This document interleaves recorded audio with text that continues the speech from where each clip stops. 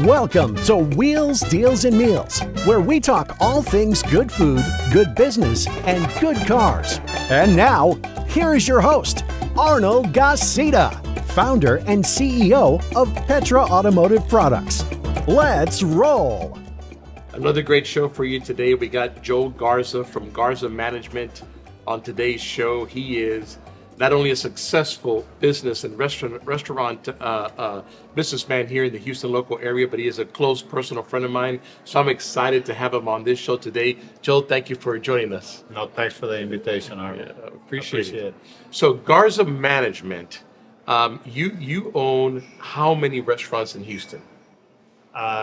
Actually, it's between restaurants and bakery, about 69 restaurants. 69 bakeries and restaurant combination together. Yes. Some of those are Common Bond, El Bolio, Sonic and Slim Chicken. and Slim Chickens. Well, I've ate at all of them. Right? Excellent. I've ate at all of them. As you can see, we're at Common Bond today, and look at some of the stuff that we got here. Joe, what do we have here? I think that's the Texas Club. That's Texas Club. We got some Nashville shrimp. We got some of our best pastries, that we make, every day. All this bread is fresh. Every morning they deliver to all our bakeries. And whatever is left, they throw them away. That's fantastic. I know that I have, of all this stuff, I know for sure I've ate this and this. And this is delicious. What is the name of this? Do you remember? I don't remember the name. I'm looking over here because his wife is on the corner, so she can tell me later what the name is. But this is like a caramel croissant, and it is delicious. We'll find the name for you here in a minute. And of course, we got a great flatbread. So, Common Bond, Sonic's, Slim Chickens, and El Bolio Bakery. Yes. Total of 69 restaurants and bakeries around the area. Okay, well, let's talk about some fun stuff. Of all the places you've traveled, what is your most favorite? Well, let me tell you, we've been traveling a lot. We've been in Egypt, in Europe, Paris, but I'll be honest with you, it's nothing like home. Oh, Really. We love this country more than any other place. that's for sure. Yes. But you're so right, because it doesn't matter how crazy the politics get. When you travel the world, you realize that no matter what, this is the best country in the world. 100%. And there is nothing like home, and all of the stuff that is like home. Well, we got more food coming out. They knew that I like food, so in Spanish they call me gordo, which means fatso. So this is part of the food coming out. So, but if you had to pick one place, not to live, but just to travel and visit, what would be the one place that you would like?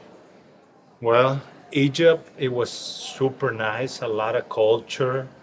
The only thing, the food, it was terrible. It was a great diet, but it was one, that and Istanbul, Turkey. Turkey is a lot of history in Turkey, and that's one of the two that probably I like the most. That's great. Those are, people say all the time that Istanbul is a place that everybody should visit. Yes. Because it's so much history of all kinds, like everything met there, right? From Muslims to Christianity.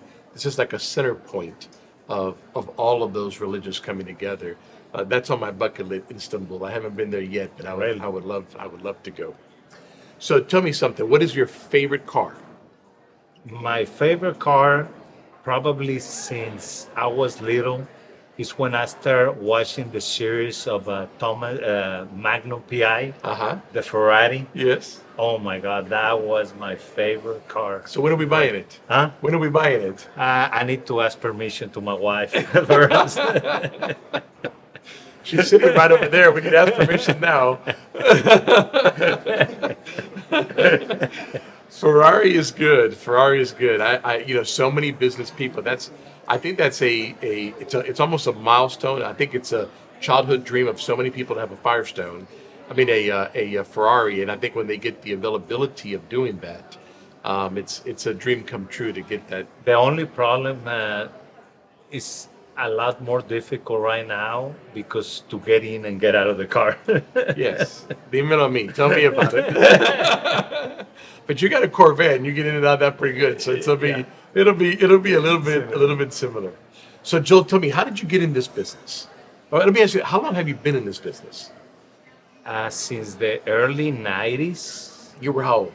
I was, well, actually, we started since we were dating back on probably 1984, 85. We opened our first hamburger stand. We didn't know what we were doing. And let me tell you, we felt so bad. So not a Sonic, but your own stand. Yes, yes. Me and my wife, when we were dating, it was 1984, 85, 84 probably, or early. I'm bad with dates, but we opened our first one, and let me tell you, we didn't know anything. And we felt so bad. And then in the early 90s, I started working for Sonic. And from there, I was So you were working for Sonic Corporate? no, just for a franchisee. Just for a franchisee. Yeah, I was a manager for a franchisee.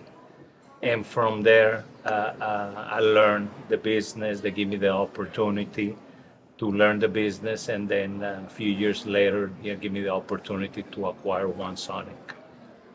What do you think when you were working there before you owned anything? What did you learn? What do you think? What do you think are some things that you learned?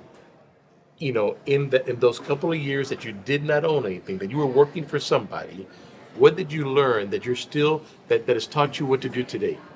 Let me tell you, it's more than what I learned. I see the owner, what a great life he was giving himself. Traveling, nice cars. And I say, you know what? I want to do that.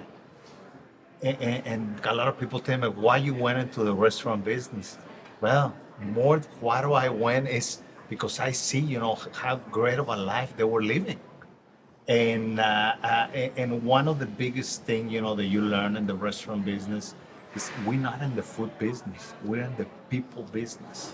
If we take care of our employees, everything is going to be great. But everything starts with our employees. It's funny you say that because we've interviewed a lot of people in the automotive industry and people in the restaurant industry, some high-end restaurants actually. And every single person has told me, you take care of the employee takes care of the people, right? And you have to have good product. That's basically been just about in every interview we've done, the three key things that we've taken away from people. And you just said it again, right? Take care of your employees, right? Because they'll take care of the people, and then you got to have good product. Yeah, and the biggest thing in restaurant, I don't think you can have the best food, but as long as you have consistency in your product, you're gonna be successful. You want people to always be able to buy the same thing. The same thing, Same because your experience. expectation is gonna be, I know what this piece of bread tastes. I want to taste the same way every single time I go in. So a month from now, when I come to Common Bond and I buy this bread that I love, it should taste the same. Exactly. How do you ensure that happens? Well, let me tell you, we got a lot of room for opportunities, and we try every day to make sure that we have that consistency, and that's what we try to do it every single time. Is that part of your? So it's called a Coogan Amman. Coogan Amman. Listen, if you're ever around Houston and you go to Common Bond, you got to try this. A Coogan Amman. It is delicious, delicious. So when we're talking about consistency, when we're talking about making sure the quality is there, do the managers at your store, is that part of their responsibility? Well, we got a chef, and that is the one, and we got another chef of cuisine in each store, and they check every day that the food, have the same consistency. Do you ever go around the stores just to try and check? Like, do you go Yes. visit stores and go, hey, I want this, and you're kind of testing and making sure? Yes, I hate to say this, but it was about 3 days ago. I went Probably every other day to one of our brands. I don't want to say Right, which right, one. right, right. In order, and the same sandwich tastes different on all three places. Wow. And it was a big, a red flag for us. I said something is happening, and we have to go back, regroup, and say, okay, what are we doing? But it was surprising. The same sandwich tastes different in three different places. Wow. Must have been an off day because I know that I have gone to a lot of your places and they all taste the same. The consistency and the quality is always there for sure. But that's probably why, because you check it out, you went and you said, okay, there's an issue. Let's figure out where the problem is and fix it. Right? Don't just let it happen. Let's figure out what the problem is and let's fix it.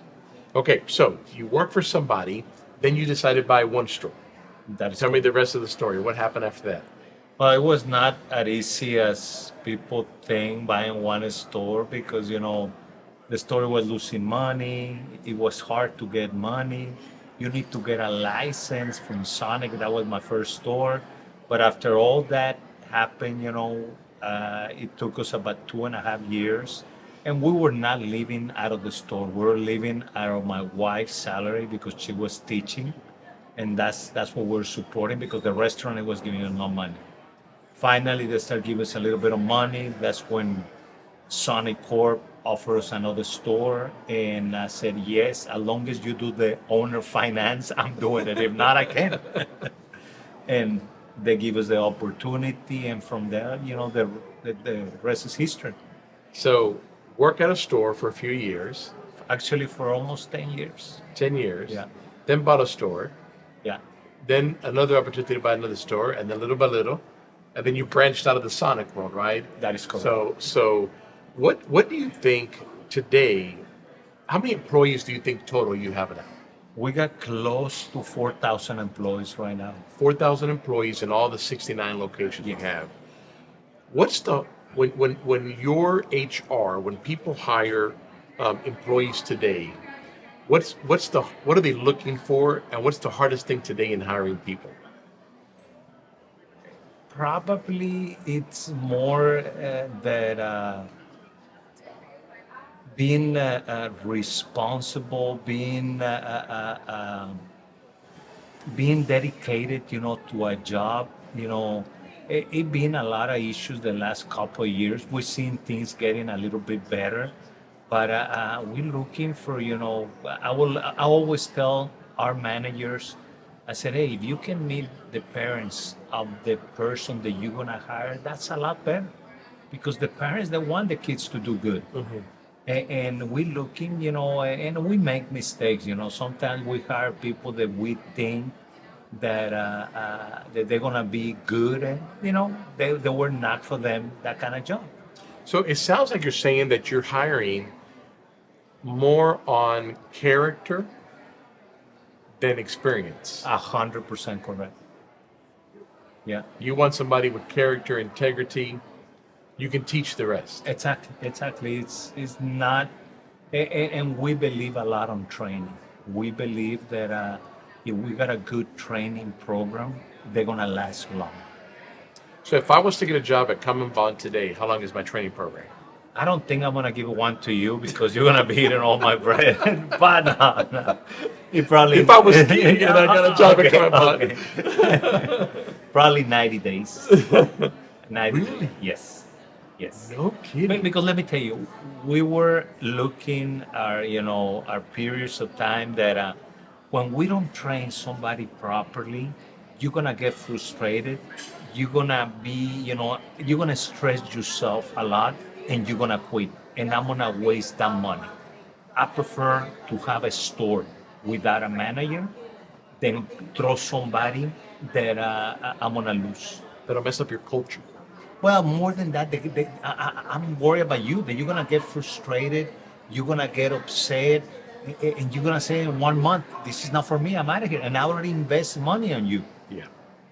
Yeah. So you know what's coming. Exactly. You know that you're doing it. How has the restaurant industry changed from when you started to now? No, a lot. So give me a couple of things that have changed. Employees, employees have changed. Yeah, people they were more responsible. They were more afraid, of I have to do my job. And right now, it's I don't know if it's so many options or this new generation, think a little bit different than us. So you hit on the fourth thing that everybody talks about when we do a podcast, that the people that you hired today don't have the drive, the work ethics that people had before. Is that fair? That's fair enough to say. Yes, Yeah. that is correct. How many hours when you first got into this and you didn't own a store, you were working for somebody. How many hours did you work a day? Probably about 12 to 13 hours a day. And I didn't care. I want to learn the business. I want to be the best. And I want to make sure, that I keep moving up. And part of that, you probably wanted to make your boss see how good you were. Yeah, no, that was my number one goal. I want to say, hey, I'm the best of all your stores. I remember when I started in my business, I wanted to be there before the owner came, and I would stay until the owner left. I always in my mind said, I want to make sure that when he walks in, I want the first thing he sees is me, and the last thing he sees is me. And we had this, we worked and worked. It was just what we did, right? I remember my grandfather would tell me, my dad as well, that it didn't matter what position I had, always find something to do. And they would tell me, even if you're the president of a company, if you have nothing to do, go find a broom and start sweeping. But find something to do. Always be doing something. Always be active in the company. And I think that's changed a little bit today with the younger crowd coming in. I agree with you 100%. And right now, the way, we try to help and advise our people is, guys, we don't need to grow anymore. We live thanks God, a comfortable life. But, we keep growing to give more opportunities to the people who really want to have an opportunity. And that's the way we look at it right now. It's not like I need to get another business because I'm going to make another $20. No, it's because, you know what, I can probably create an opportunity for Arnold, and Arnold can create another one for somebody else. That is our main goal right now. There's no greater goal. There's no better goal than to do that. ¿Qué conmueve a Joel? What is your passion? What is something what moves you to do things? Probably my grandkids. Something for them. Yeah, and they can learn. They can learn, that I'm not gonna hand you everything like my kids. I give you a good example. When they were little, it was like, guys, please, I don't wanna hurt that you went to one of your mom's or my restaurants, because remember, that belongs to us, not to you guys. Yeah. And you be unrespectful to any of our employees, or you don't say thank you, or you don't say please, because you know what? That's the last time you're gonna put a food on that restaurant. Right. They learn pretty quick. Yeah. Yeah. Yeah. It's not yours. Be respectful. Say thank you. Exactly. And they got to earn it. Exactly. Now, all your kids are in the business with you, right? Yeah. All three kids. All three. Okay. 2 boys and a girl. Yes. Okay. How many grandkids you have? We got 8. 8. Yeah. Big family. A lot of room to grow and a lot of restaurants to buy. So what's next in the Garza if you can say it, if you can, it's okay, but what's next in the Garza management? We're looking at a few projects, right now that open a little bit more restaurants and more common buns, something close to your house. It would be nice. Yeah. I live far, that's my Yeah. fault. But so you're at 69 today. Come December, what do you think the number's going to be? Right now, we're gonna open El Bolio Bakery next month, and then probably it's gonna be about 73, 75. Okay, good. But we'll see. That's almost one a month, which is a big thing, right? Well, and the good thing is this: we got the infrastructure already. That is a little bit easy to do. To go and acquire something. If people were getting in this business today, if they were going to get in the restaurant business today, kind of like you were, 30 years ago, 40 years ago, what would be an advice that you would give them? The advice that I give everybody's this.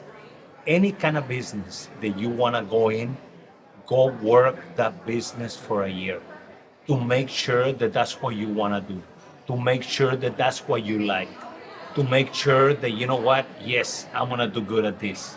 And then you can go and open or acquire business, any kind of business, not just restaurant. That way you can learn, because I don't care how much money you make. If you don't love what you do, you're going to be miserable. You gotta love what you do. Yeah. That's good advice. Go do what. Go work for somebody. For in a the year. industry you want to get in. Exactly. For a year or more, then do what you got to do. Exactly. Because you're going to learn a lot of experience. Experience that college can't teach you. Exactly. That's hard knocks experience. You know, that nobody else will be able to. Nobody else will teach you in that. So let me ask you, what's your favorite alcohol? Tequila. I knew the answer. All right. What's your favorite restaurant? Let me tell you, and this is gonna blow everybody's mind. I'm a fast food guy. I'm not I prefer to go to a fast food every day than a fancy restaurant. So what's your fast food place? Well, you know, I like Sonic as a fast food. And I like Freddy's hamburgers. Yeah. I like Popeyes. All right. Good. Fast food guy. I love it. Slim chickens. You know that's me. That's good. I like the breakfast from McDonald's, the McGriddle. I like that. Right. Okay. That's good. Is Angie your wife feel the same way? No, she's not. Not the fast food way. Yeah, she's a little more. I want to try this. I want to try that. Yeah, I think my wife would be right there with you on that one. Although I like fast food. You know, when I travel so much, it is convenient, and it's not bad. You know, it's convenient, and like you say, you know what you're going to get. Yes. Right. Doesn't matter where you go, what airport I'm at, you know what you're going to get. Yes. So that's always good. Do you cook? Do you yourself cook? Yes. What's your favorite dish to make? The fajitas, the ribeyes outside on the grill.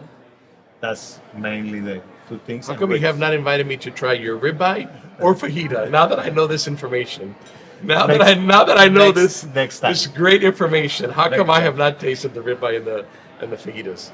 Well, Joe, we appreciate you being with us. Thank you for being on the show. I appreciate you taking your time, talking to us, give us your prospect on your business and on food and on life and on things you like. So thank you for being with us. I appreciate it. Thank you. I appreciate it. Thank you. Thank you for listening to Wheels, Deals, and Meals, your main source for all things good and fun, business, food, and cars. If you like this episode, make sure to rate us and subscribe. If you would like to be a guest on our show, please leave a message at the link below. Till next time, happy eating!